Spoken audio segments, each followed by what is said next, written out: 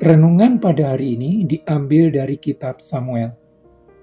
Demikian firman Tuhan yang disampaikan di dalam 2 Samuel 11 ayat 2-5. Sekali peristiwa pada waktu petang ketika Daud bangun dari tempat pembaringannya lalu berjalan-jalan di atas sotoh istana, tampak kepadanya dari atas sotoh itu seorang perempuan sedang mandi. Perempuan itu sangat elok rupanya.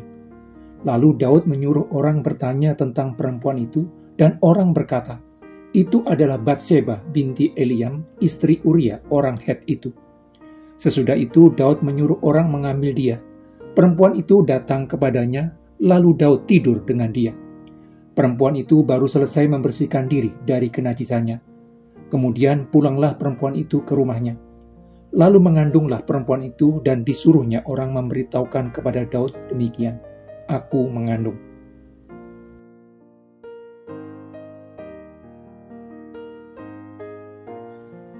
Ketika menciptakan manusia menurut gambar dan rupanya, Tuhan menciptakan laki-laki dan perempuan.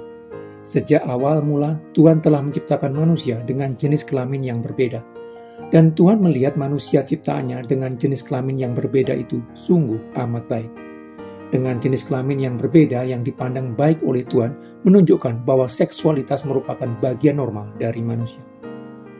Lalu Tuhan berfirman kepada laki-laki dan perempuan yang diciptakannya, "Beranak cuculah dan bertambah banyak, serta penuhilah bumi." Kemudian Tuhan berfirman lagi, "Seorang laki-laki akan meninggalkan ayahnya dan ibunya dan bersatu dengan istrinya, sehingga keduanya menjadi satu daging." Dengan demikian, manusia menjadi mitra Tuhan untuk memenuhi bumi dengan manusia melalui kegiatan seksual.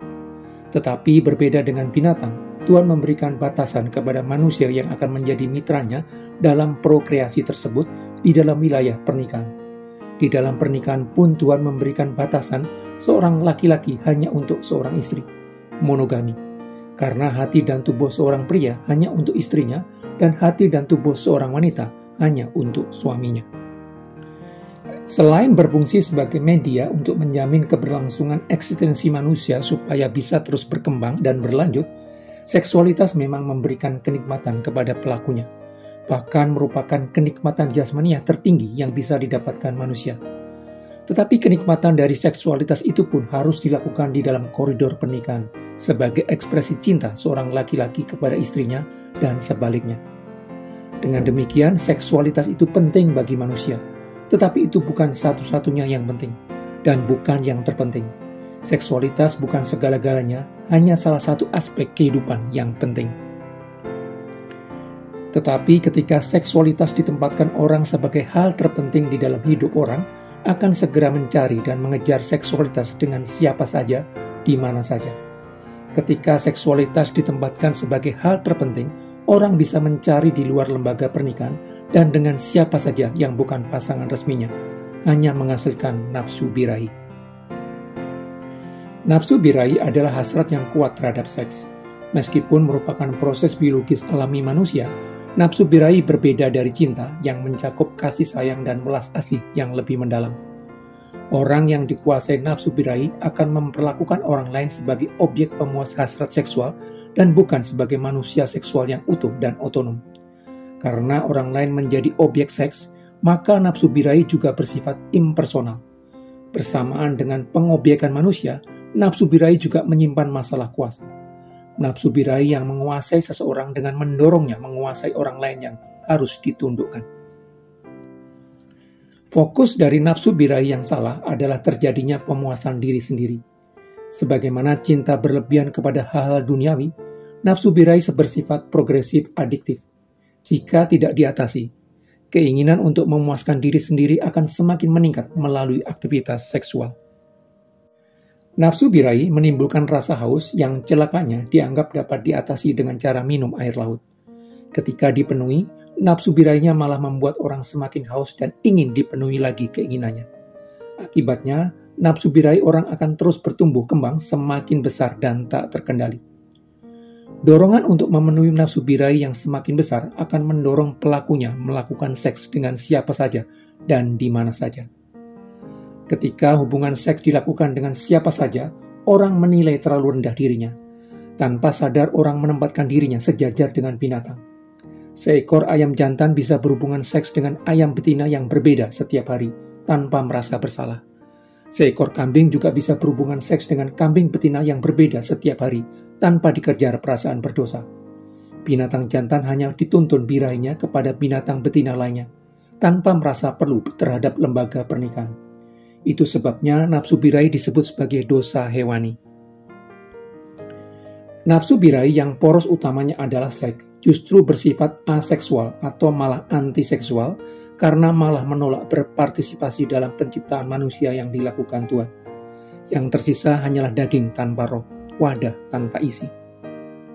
Daud, raja kedua Israel yang telah memiliki beberapa istri, dari bagian atas istananya melihat seorang wanita cantik yang sedang mandi. Daud sangat tertarik dengan wanita yang sangat elok rupanya itu. Daud lalu meminta pegawainya untuk memanggil wanita yang telah bersuami itu. Batseba lalu datang ke istana Daud. Daud yang sejak awal bukan tertarik kepada karakter Batseba, tetapi oleh tubuhnya yang elok, segera digerakkan hawa nafsunya. Daud tidak bisa melihat bahwa Batseba telah memiliki suami. Daud lupa bahwa dirinya adalah raja yang dipilih Tuhan untuk memimpin Israel. Daud hanya dikuasai oleh hawa nafsunya. Nafsu birahi yang menguasai Daud lalu dibuai di dalam tindakan nyata. Daud lalu berhubungan seks dengan Batseba. Daud yang dikuasai nafsu birahinya berhubungan seks dengan wanita yang bukan istrinya dan telah bersuami. Daud dikuasai nafsu hewaninya. Itu sebabnya beberapa waktu kemudian Daud meminta kepada Yoab panglima perangnya yang menjadi atasan Uria suami Batseba supaya mengirim Uria ke medan pertempuran yang hebat supaya mati di sana. Yoab lalu mengirim Uria ke medan pertempuran yang paling ganas dan mati di dalam pertempuran tersebut. Daud membunuh Uria, suami Batseba, wanita yang membangkitkan nafsu birahinya. Daud membunuh Uria untuk menutupi aibnya yang telah membuat Batseba hamil. Daud membunuh Uria supaya bisa mengambil Batseba menjadi miliknya.